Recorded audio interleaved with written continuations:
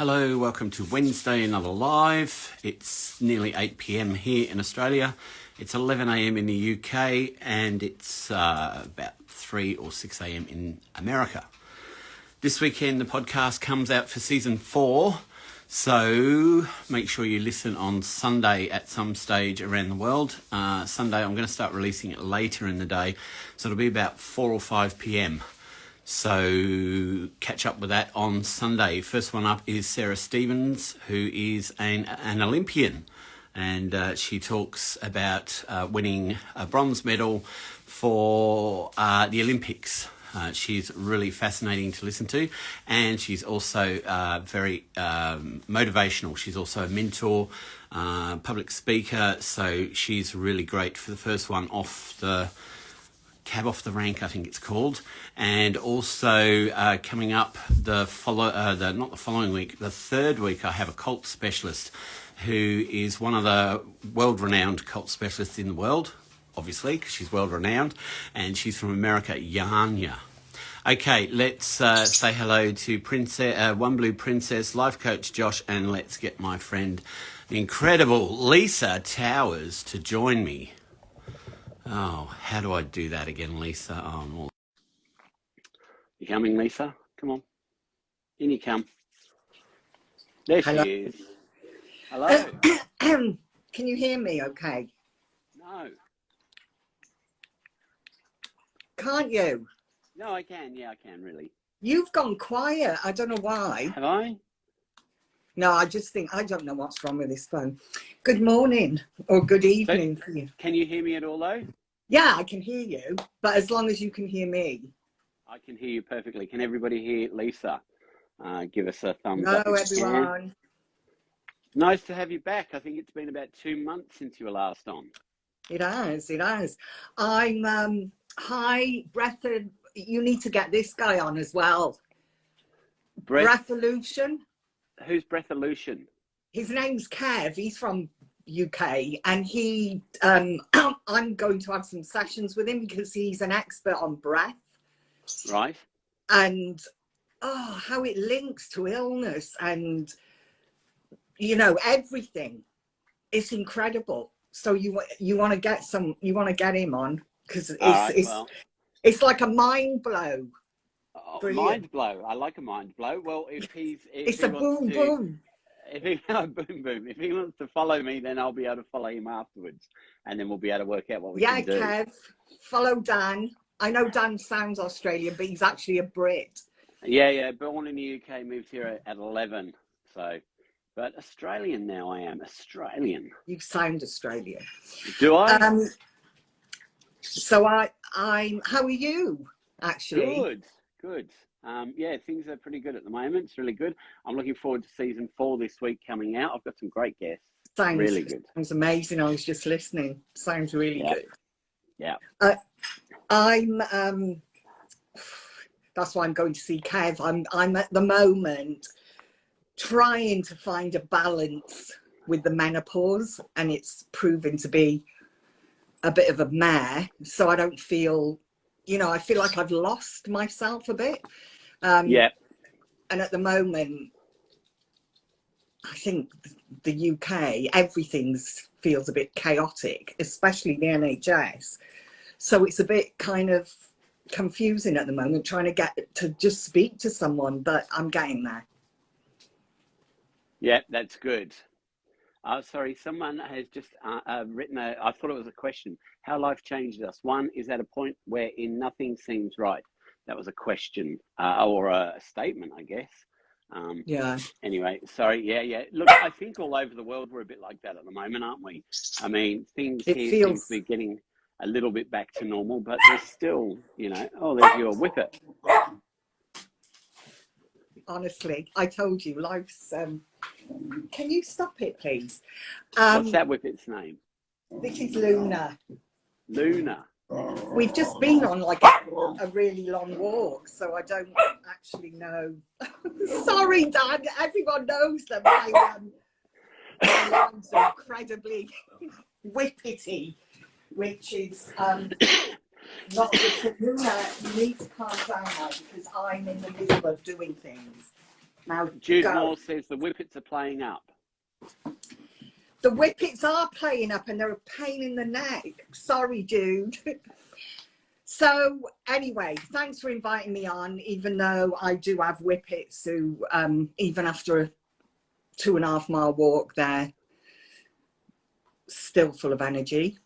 Well, maybe they want to be on as well, you know? I mean, we could always get Roxy on talking to them. It'd be great.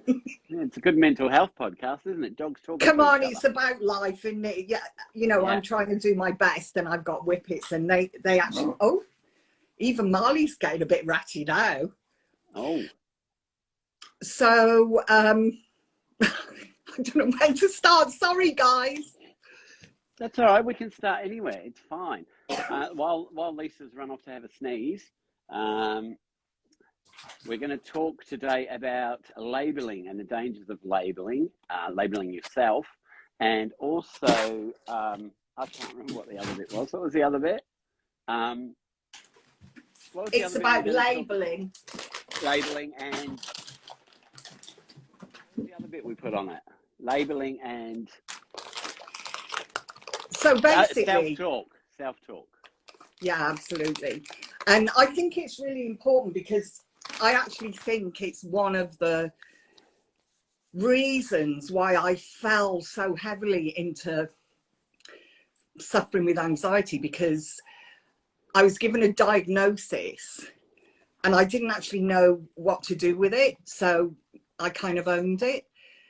I'd never heard of anxiety and I didn't know anyone else who was experiencing anxiety back then. It was the early 1990s. And so, you know, I was given this, you've got an anxiety disorder, you'll have it for the rest of your life. So I actually thought, I mean, that was the correct diagnosis at the time, but the prognosis was not correct because there was no mention of you can overcome this, you can recover. If they'd have given me Claire Weekes' book then, I would have probably, hopefully, have got past the stage where I actually wore that diagnosis as an identity. I became Anxious Lisa. Yeah. And it was quite easy to do because, like I said, no one else was talking about it. So I actually thought, it sounds bizarre, but I actually thought I'd caught this brain disease. And can you hear me? Yeah, no, I just heard a noise and I thought it was someone at the door, but it's not. It's in the other room. And so it's, I became Anxious Lisa. And actually, what I should have done is stayed as Lisa, who was experiencing anxiety. My diagnosis was just a word to tell me what I was experiencing. It wasn't me, but I wore it as me. Yeah. Hi, I'm Lisa, I've got anxiety. Hi, I'm anxious. Not I'm anxious. I should have said I'm going through anxiety, I'm experiencing anxiety.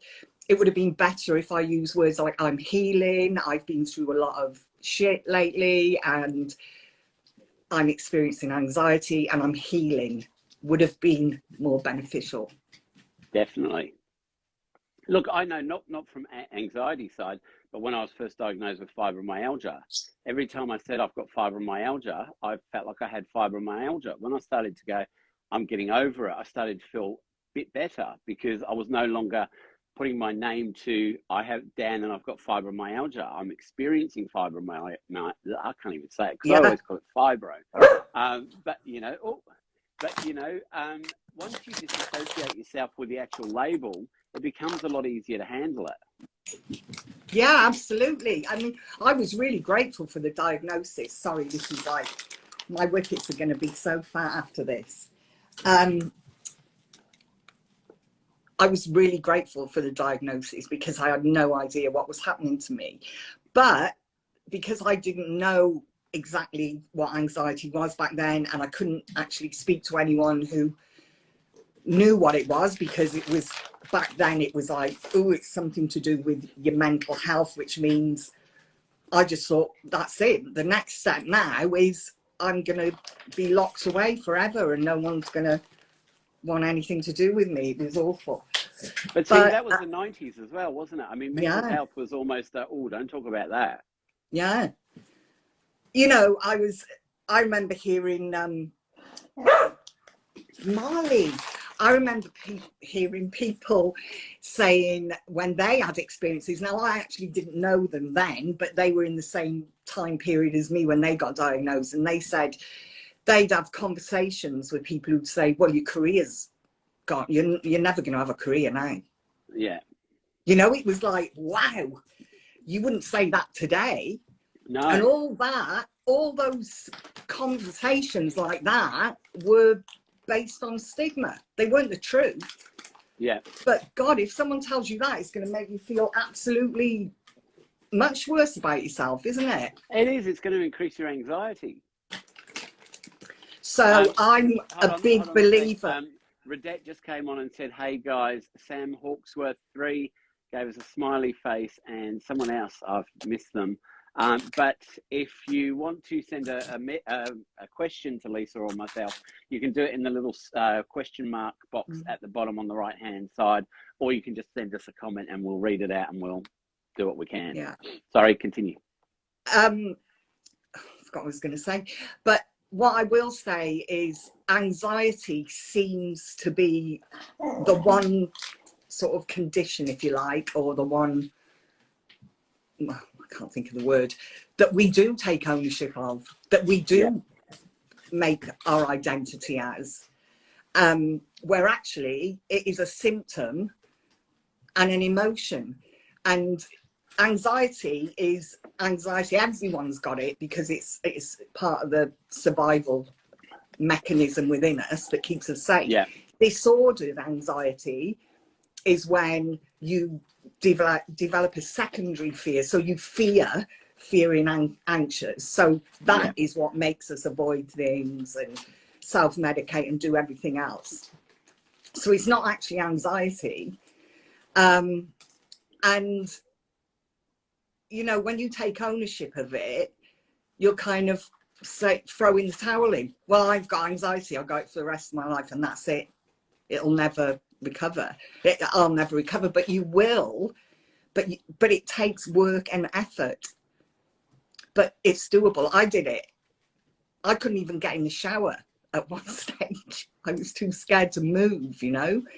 So I think rather than label yourself with it, say it's something I'm experiencing, it's something that I am healing from.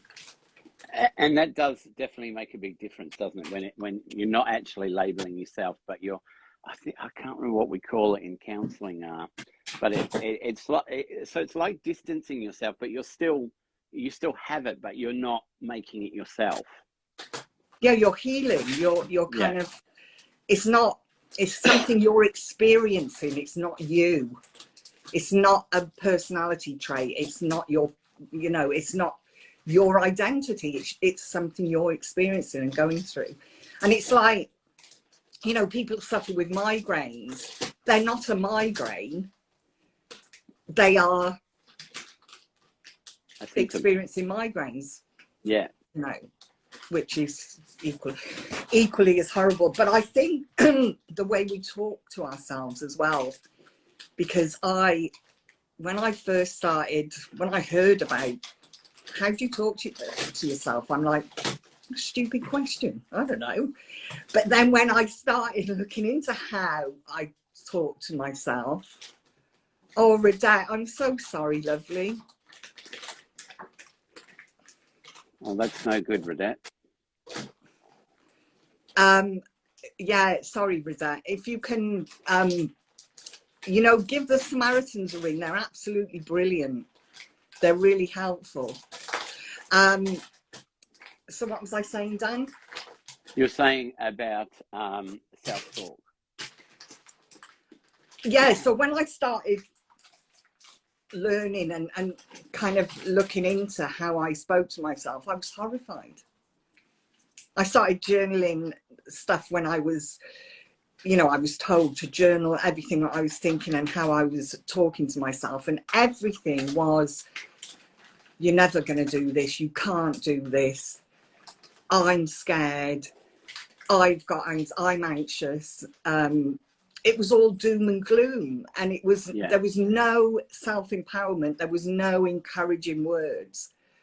And I'm not saying that, you know, overcoming anxiety or recovering from an anxiety disorder is as simple as start saying to yourself, you can do it, because no, but that's going to help than saying I can't, and, you know, stuff like that. Look, I think, yeah, as you say, I mean, we have down times, and when we first learn that we've got anxiety, it's really hard to understand what that anxiety is. And sometimes as well, you can be given a diagnosis like that and then be told, take this medication, go away, or ring this place and book yourself in to see someone, which could be 6 weeks wait, could be longer. 6 weeks is longer. Oh, is it in the UK? You can see a doctor, but then it's like what they're trying to do now is get you online. So they say, can you have a look at the Mood Gym? That might help you. Or you can, where it's not the GP's fault. It's, you know whose fault. Yeah, I mean, look, the GPs are doing their best to manage something that they're really not qualified in doing. I think here, yeah, we're about a 6 week wait if you can get a mental health plan and book in to see a psychologist. But yeah, actually, I was just watching, I think it was Panorama in the UK last week about young people with mental illness and how they're managing. And one woman was living with her daughter, and she said, you know, she's been in for treatment, she's come back out, and now we just have to, sorry, I've got a bad back. We just have to monitor her and try and keep an eye on her and see how she goes. But there was no real follow-up. There was another appointment at the end of the month and another one at the end of the next month. But, you know, my son's joined. Hi, sorry. Who's your son? De Castro. De Castro. De Castro. Yeah, he's Spanish. Half wow. Spanish. Well, there you go. So it is hard in the UK. And, you know, when you start saying, you know, when you see all these posters of you're not on your own, there's help out there, it's, yeah, there is help out there, but it's the accessibility. It's just, hi-rise, it's just not as easy as I say it, as we make out. And it's not. It's almost like just a media campaign, isn't it? Because they're telling you help's available, go and get help. And yet the waiting list at some places, I know between 14 and 25 now for our youth here, unless you are in a condition where you are at risk, you're not going to get to see them anywhere. And actually, it's even if you go private, there's waiting lists. And you can go private in this day and age, and when you do, there's waiting lists for the. So if you go private in the UK, there's not a part that the government pay towards it? No. And I'll tell you what, you only get to see a psychologist or a psychiatrist. Teddy's going to go and see a psychiatrist soon because he's so demanding. If you reach crisis. Yeah.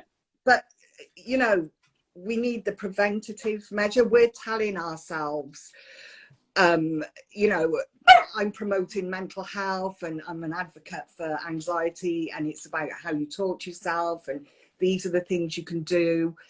But for some people, you know, whatever stage they're at, there's different severities of anxiety. And if you're going through a stage where it's really debilitating, and I've been there, you want someone now. You need someone now to reassure you that you're going to be okay, because it's awful. It's the worst feeling ever. It's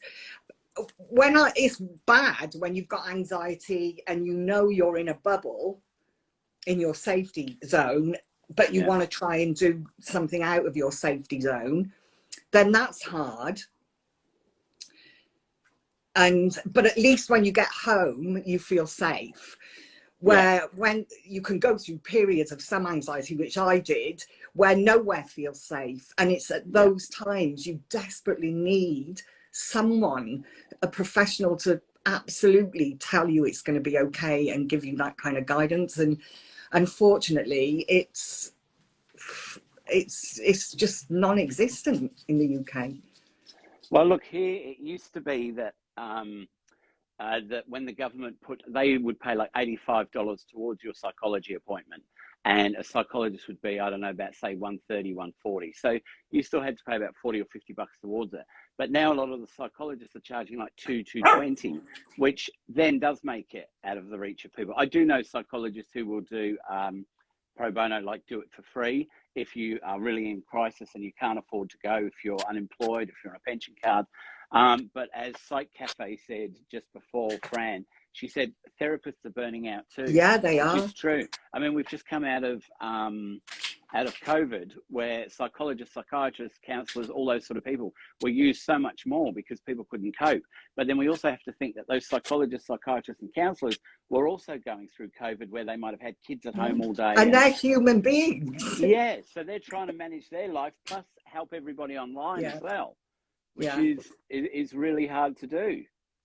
Yeah, it's kind of like, I don't know where to start, but I'm really glad there's people like us, and there's a load who online who are trying to give some validation, trying to give some hope, and to be, you know,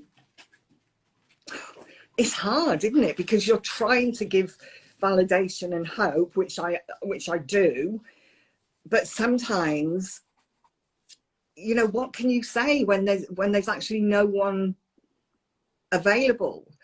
I remember once I had a phone call. I was so desperate. I paid this psychologist, she was from America, for a half an hour phone call, and it cost me 350 quid, which I couldn't afford. And I left that phone call in absolute tears because it was a complete and utter waste of time. They're those ones where you pay like by the minute, aren't they? No, that was her flat rate. Oh. And, you know, she'd written books and she was really sort of, and now I'm really skeptical. You know, I'm really skeptical because you're vulnerable. You're really vulnerable. I've wasted so much money, and I say wasted. It wouldn't have been wasted if it had helped in the long run, but it didn't. Yeah. But I don't know if I was doing the right thing by finding it online. Yeah, look, I guess also finding it online, I mean, there is a chance that they could be saying they are someone who they're actually not. But also, I think usually with services like counsellors and psychologists, it takes 1 or 2 sessions for you to actually feel comfortable enough to have a really good rapport. But I couldn't go with 600 quid, sorry. No. But, you know, and actually it was nothing that I'd been told before anyway, so I don't know. But it just shows you if you're experiencing severe anxiety for prolonged periods of time, do you become desperate? Luna, sorry. Yeah, I mean, I'm just thinking about that now. £315. That's like $750 for a 30-minute session, which is a lot of money. Your dogs so want to go out again, don't they? My dogs are just... I can show you my dog. This is my dogs are amazing, guys. I'm recording. Oh, that's what I want my dogs to be like. See, she just doesn't care about being in the spotlight. She just wants to have a nap. What's happening with Luna is one of the dogs is in her bed. Come on, go in the bed then. Go on, you go in that one. Honestly, it's like having infants. They argue over beds.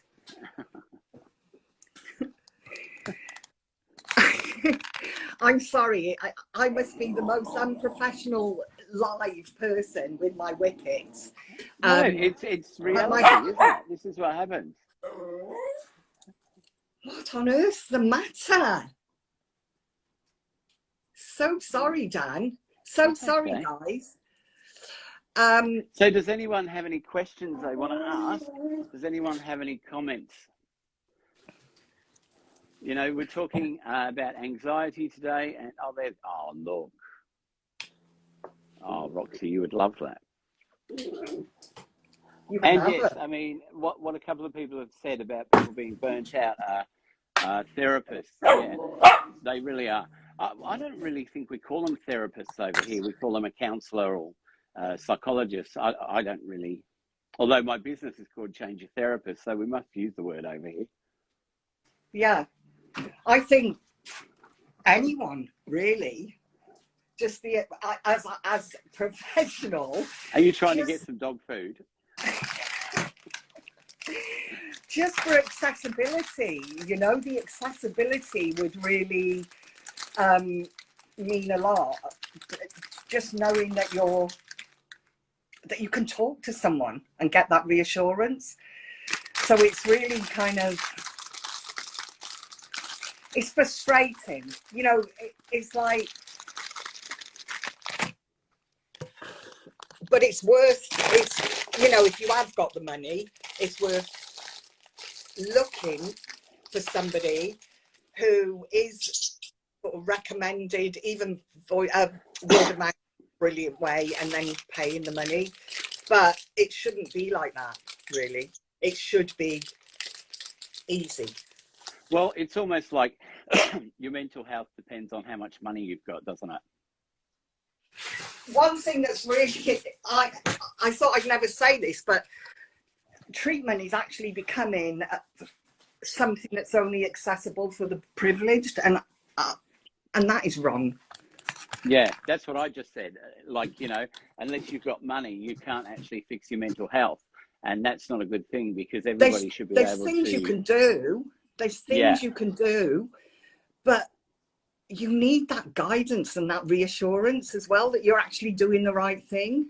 Yeah, Denise has just said reassurance is so helpful.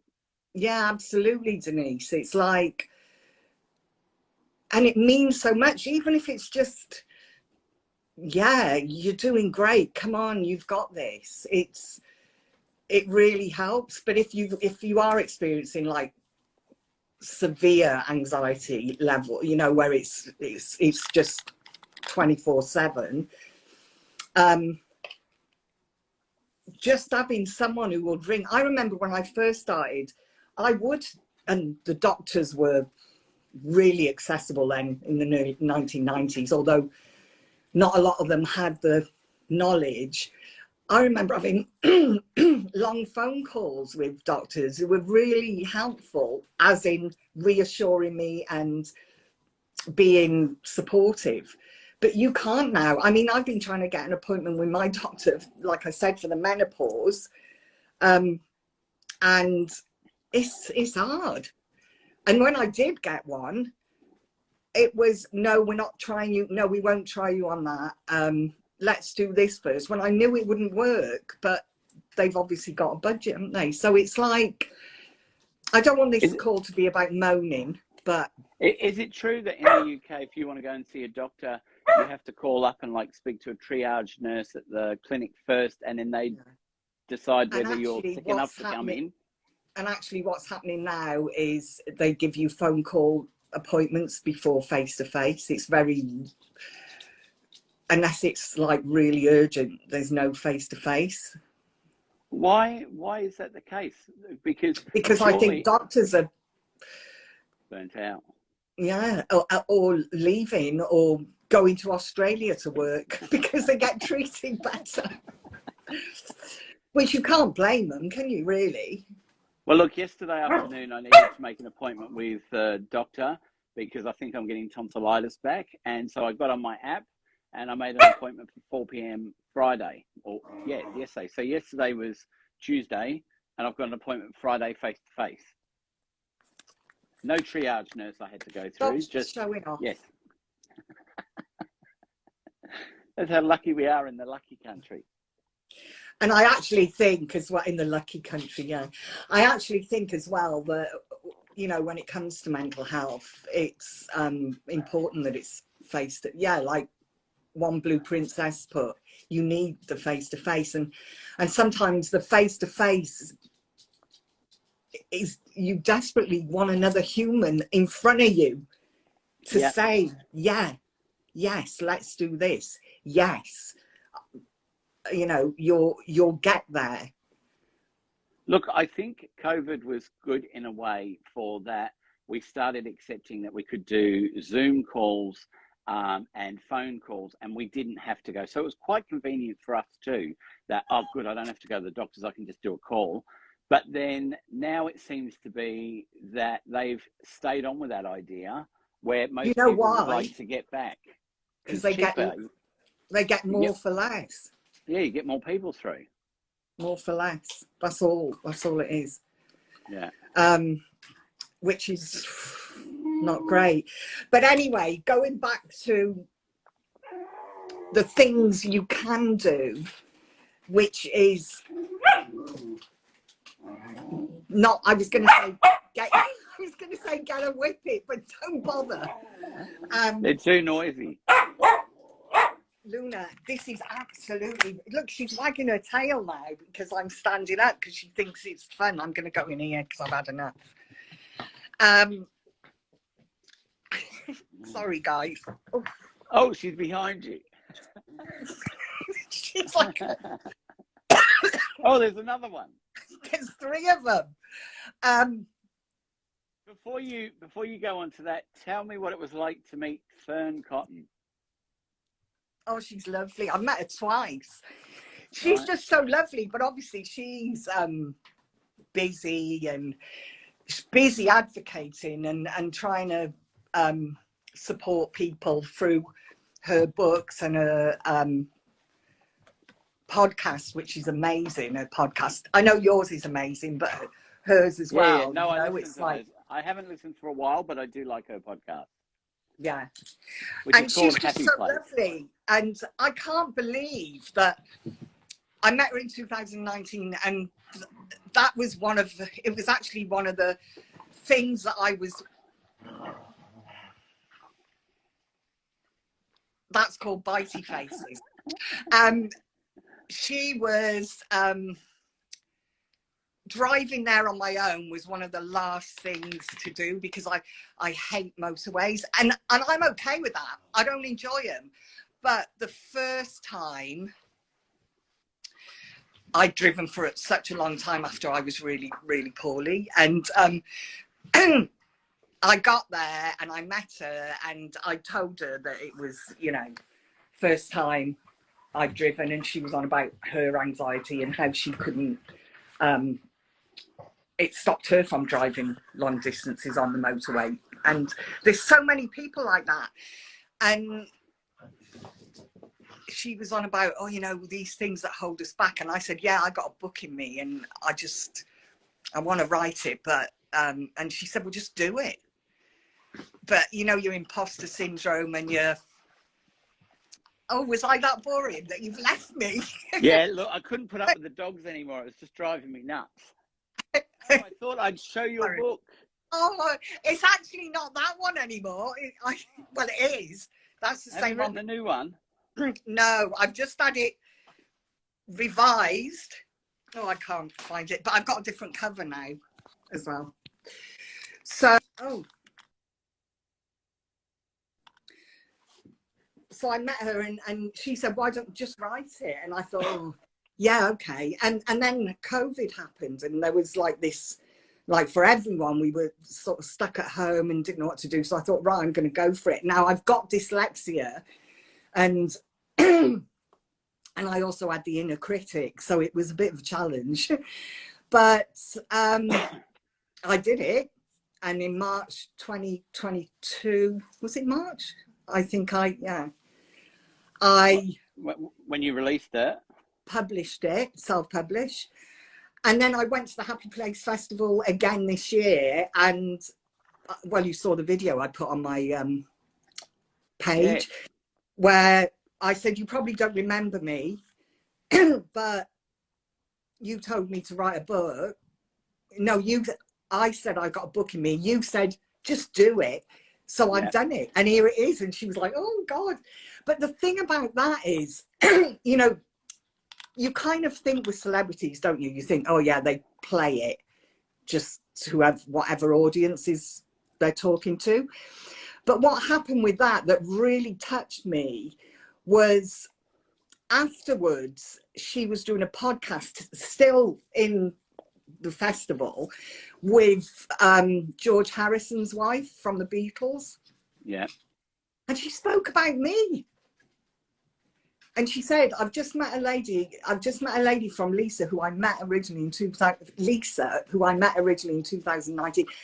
And she spoke about me on this podcast, and that made me think, that made me love her even more, because it meant something to her. For her to 2 hours or an hour and a half later still remember me coming with my book saying thank you for the inspiration. So yeah, I just think that we need more people to not push, but inspire and motivate each other. And what's the word where you push someone up? You lift, encourage. Encourage, you know, we should be encouraging each other and being really supportive of each other, because we're all in this together. And all this, you know, it's so hard, isn't it, when you Can think, I oh, just God, ask you what a BEM is? a British Empire Medal. Okay, so Lisa Towers, BEM, B-E-M, is a much celebrated anxiety advocate and founder of the hugely popular at Simply Anxious Instagram community. Do you have to embarrass me? Like, I don't want you to do this. Why? That was good. I just wanted to read that bit. Well, I've just shown everybody your book. Go and get one. I read it, and it's good because it's a nice, easy read. I was talking to someone on a podcast last week. He's a happiness coach in the States, Rob Mack. And I got his book, and I think his was a little bit longer than yours, about another 30 pages. And I read that in 2 nights. And he said, did you really read it? And I go, of course I did. I've got to read when someone's giving me a book. So I know what I'm talking about. And yeah, you know, why? I mean, as I said, I think I put a photo up on Instagram when you sent it to me after I'd read it. Because, you know, the more people who find these sort of books, which is by someone who's been through it, by someone who they can see on Instagram doing lives like this, they can contact you and connect with you on Instagram. How much better do you want it? I mean, back 10, 20 years ago, you put a book out like this, no one would even know what you looked like, how to get in contact with you. You'd write to your publisher and they'd go, I'll pass on the message, knowing that they're never going to pass on the message. But nowadays you can actually be the person. And if there's a new cover, is there a new chapter in it or just a new cover? Do you want me to go get the new cover? Yeah, go on. No. Oh, hang on. Yes, I think you, can you still hear me? No. Okay, so if you tuned in, she's just on to get her new book. While we're waiting for her, the podcast this season, so I've got an Olympian, Sarah Stevenson, on this week. She's a Taekwondo champion. You'll love what she talks about. She's amazing. The week after, for guys on here, I've got Jamie Usher, the mind tradie. We did a collaboration a couple of weeks ago. After that, I've got Yana Lalik, who is a cult specialist. She's one of the top people on the planet who works with people who have escaped from cults. The next week, I've got quite a traumatic one, but it's about a woman who was born into a cult. From the age of 2, she was almost like the little icon, idol person that the yogi would have sitting on his lap in every session. After that, I've got Rob Mack, the happiness coach. After that, I've got Tim Dormer from Big Brother Australia. I've just recorded with him today. Fantastic person, great interview. Who else have I got? I've got Dr. Maroa from Canada coming on to talk about psychology. I've got Isaac coming back, psychologist. I've got Chad Nelson coming back. And I've got I am Jackson Tippett. And there's more, but Sarah Edmondson is coming back from Nexium to talk about the 2nd season of The Vow, which goes to air on October the 18th. So there's a quick rundown of what's coming up on this season's podcast. 12 new episodes, fantastic people coming on board. And if you want to, you can go back quite a way and you can listen to Simply Anxious, Simply Lisa, telling me her life story, which I think was in season 2. So, but you can go and listen to that on Spotify, Apple, everywhere you can find a podcast. You can even go to my YouTube channel. You can watch all these videos and you can listen to all the podcasts. There you go, Lisa. You're back. Show us your book.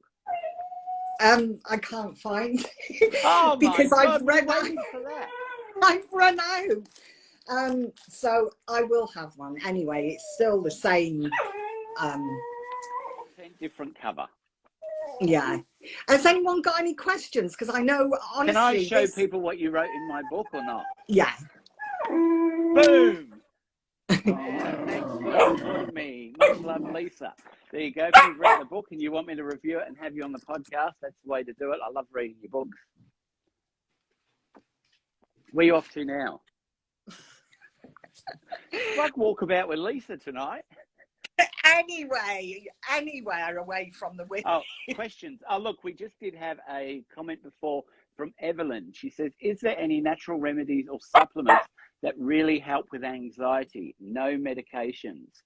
I don't know how you feel. I don't usually give anything out just in case it interacts with anything you're already taking. What I suggest is you Google natural anxiety remedies and then see what comes up there, or go to a health food store. In Australia, we have health food stores everywhere. I know they do in America. I'm not sure about the UK, but there will be someone working there who actually knows about natural health supplements, because, you know, if I give you an idea and then you're taking something and it interacts, or you take a couple of things and it interacts, or, you know, so, you know, I do take a couple of natural things myself, but they're really only vitamin D, melatonin for sleep, things like that. I don't really take much else. I know there was one, valerian, which is supposed to work quite well, which is like a natural Valium, but go and see a health food shop person and they will be able to tell you exactly what you should be trying.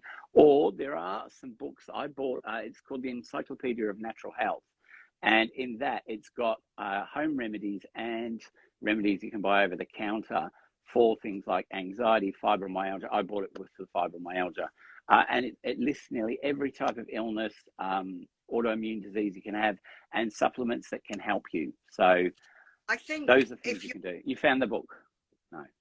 No, I was just going to say that there's nothing that cures anxiety. There's nothing that, no medication. I mean, even medication is a tool for your recovery. You know, it's an aid. It doesn't, the only way you can overcome anxiety is by doing things that regulate your nervous system, cutting out the stress and stuff in your life, which is hard, but it's doable. Well, look, what I always used to say, but Lisa, also, can I just say that about the supplements, what I take, you know, I've bought all these things that say get rid of anxiety, and you end up just wasting your money. But there's things that can help, like magnesium helps, vitamin B12 helps with a multitude of things that we experience. Vitamin D is massively important. You know, it's things, and you can get all from a healthy diet as well. Hydration is massive. Water, make sure you're hydrated, because even when you're not hydrated, it can feel like anxiety. You know, so if you're sat there filling up with coffee all day, it's no wonder you feel crap. I'm not saying you do, Evelyn. I'm just saying in general. Take a look at what you're consuming. Take a look at what you're not consuming and what may be able to help. One thing I'll add in there is that with all those diet drinks like Diet Pepsi, I don't know if they've changed it, but they used to have stuff like aspartame in it, and aspartame can create anxiety, can create the feelings of having things like motor neuron disease, MS. People have gone into hospital thinking they're dying or they've got MS or something like that, and once they've taken them off that drinking that stuff, within a few months they're back to normal. So it really interferes. I think with your hormones can play. Hormones can, you know, when you've got your monthly. I don't have those, sorry. And the other thing is as well is anxiety is a response. So there's something triggering it, whatever that is. It's a symptom. It's not something you want to get rid of. What you want to get rid of is your fear of anxiety, because your fear of anxiety is what's triggering it unnecessarily. And, you know, there's no sort of, there's no nothing that if you're sat there, you could, I always say this, you could hang around with a Buddha all day drinking liters of whatever they say calms anxiety, but if you're in your mind, you're going, oh my God, I hope anxiety doesn't come, I'm gonna have a heart attack and it's gonna make me lose my mind, then you're gonna feel anxious. Doesn't matter who you're with or what you're taking, that will override all of the goodness you do.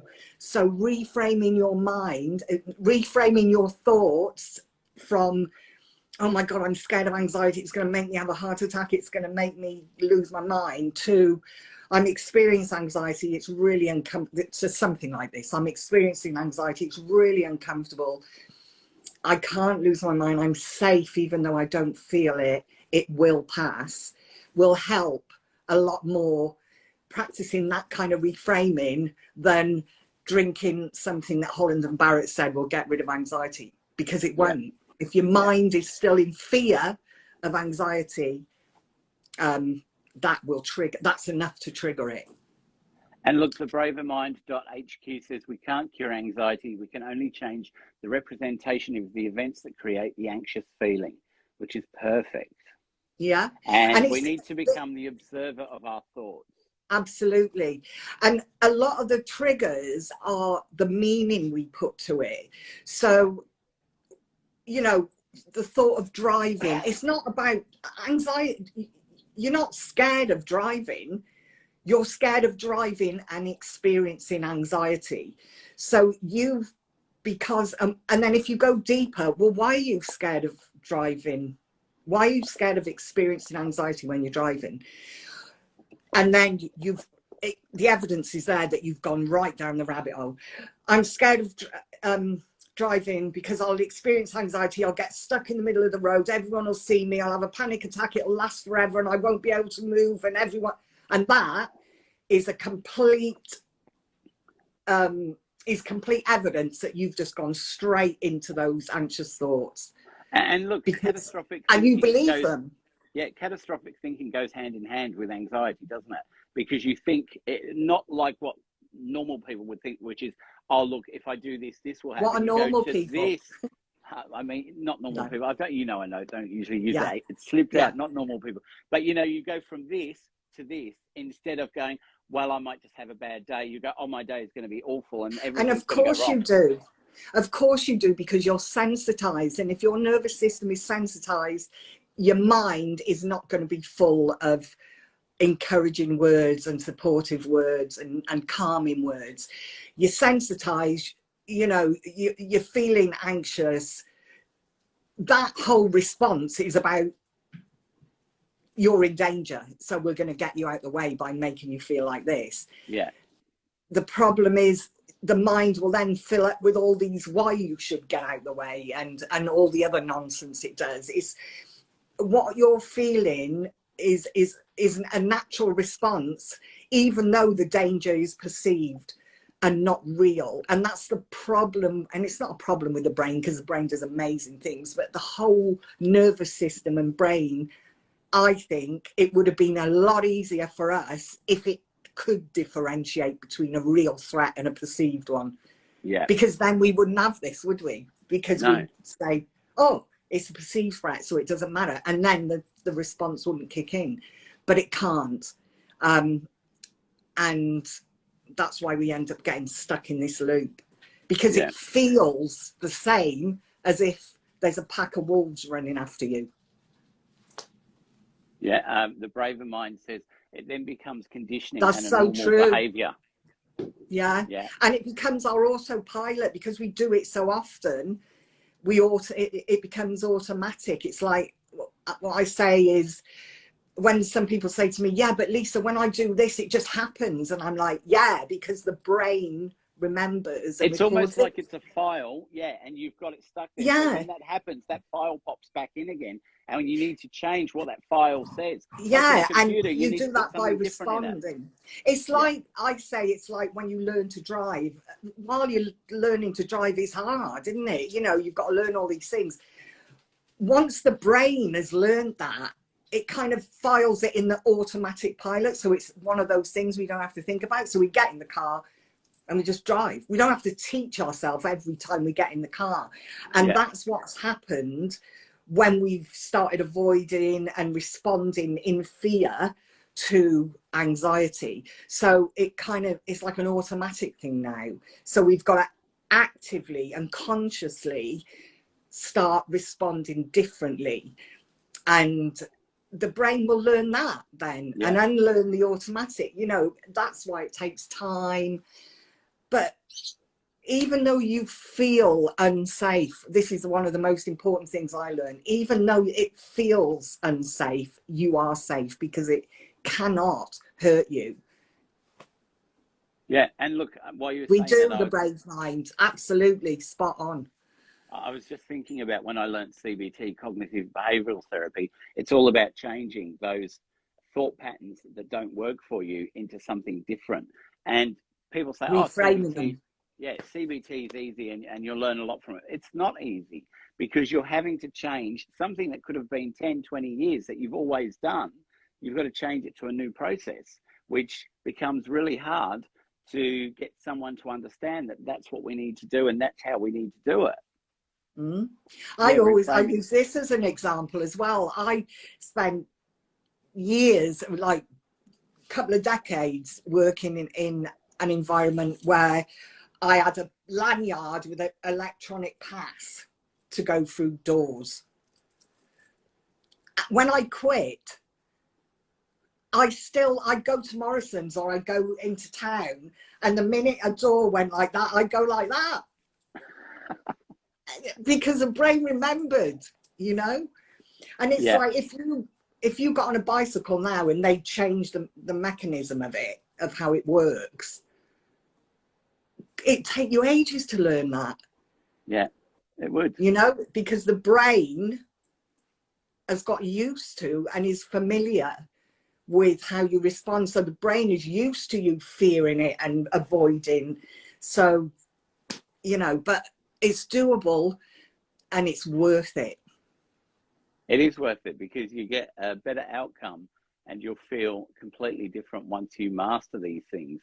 And look, not everything is easy. Some people pick it up and run with it and it's easy for them to do. Other people, it takes a lot of time, and it's not something that, you know, if it doesn't work in a week or a month, you go, oh, this doesn't work, I'm going to stop. You need to just keep going at it, because the more you go at it, the more you'll get a benefit out of it. That's what I think is one of our issues today in modern society, is a lot of people, when they've got anxiety, depression, any sort of mental health issue, mental illness, they rely on the medication because, one, it's cheaper, and two, doctors can prescribe it.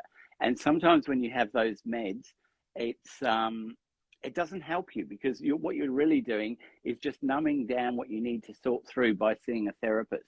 And I know, as you've just said, in the UK, it's really hard to see a therapist.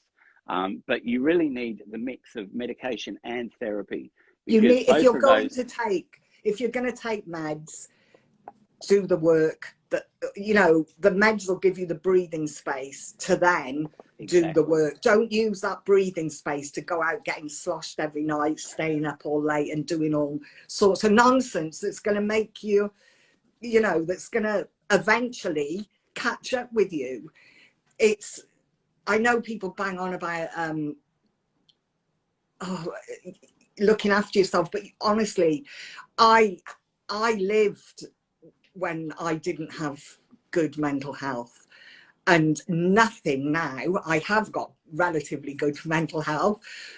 Nothing will jeopardize that for me. I will, you know, it's the most important thing for me. And I don't think, sometimes you don't know that until you've experienced poor mental health, and it's not it's not something I'd wish on anyone because it's awful. Yeah, it is. Look, I think that's where we should probably leave it. We're about to lose the satellite. Yeah, but I'd love to say, guys, honestly, never give up hope, because never give up hope, because you can do it. I've done it. And, you know, we put so much pressure on ourselves to be perfect and to be like this. It's nonsense. We are human beings. We have emotions, we have needs, we have feelings. We're meant to cry. It doesn't matter what genitalia you got, all this man up and all that. It's all nonsense. Let's be human. Let's support each other, and let's give ourselves the time and space to recover, rather than try and fit our recovery into the rest of the man-made nonsense. That's another important thing. Yeah, don't try and rush it. Just take your time and you'll get there. But if you try and rush it, or you try and jump through steps so that you get there quicker, it doesn't work. You've got to really work at it, and you'll get great results. If you're someone who doesn't really work with it, you're going to find it's going to take you forever. Maybe you'll never recover. But you take the steps that are set out for you. Look at Lisa's page, look at my page, listen to the podcast, get some help out there from things like this, free. I've had people say to me, I've learned more from the talks you have on Instagram than I have from seeing a psychologist, because you guys cover so many topics that it really relates, and it's normal people talking rather than a psychologist asking me questions in a room. So everybody out there, take care, look after yourselves. Thank you so much, Lisa. Take care, guys. Thank you ever so much. And I do apologise for my now sleeping whippets. I know. You know, I think you set that up. But anyway, lots of love to you guys. You're amazing. Thank you, Evelyn. And thank you, Masana. Absolutely. You guys are awesome. Thank you. Look, if you want to, you can go on my page, and there's all the lives from, I don't know, the last year, because I've done a live pretty much every Wednesday for the last 12 months. There's heaps and heaps on there on all different topics. The podcast on Spotify, Life Changes You. There's 170 episodes covering anxiety, covering everything. So get out there and have a listen to it all, because that's why I do it. It's all free. It's for you. It's to help in any way that I can, by just sitting here and chatting to people like Lisa, who knows her stuff. And it's always good for us to chat, because we always get good response, and we're happy to come in and chat to you all. Yeah, and have a good rest of the week, guys. Thank you so much, Lisa. We'll see you probably again, I guess, in 8 weeks. Probably. Be Christmas See you Day, later. won't it? Yeah, it will. Let's do that. All right. Bye.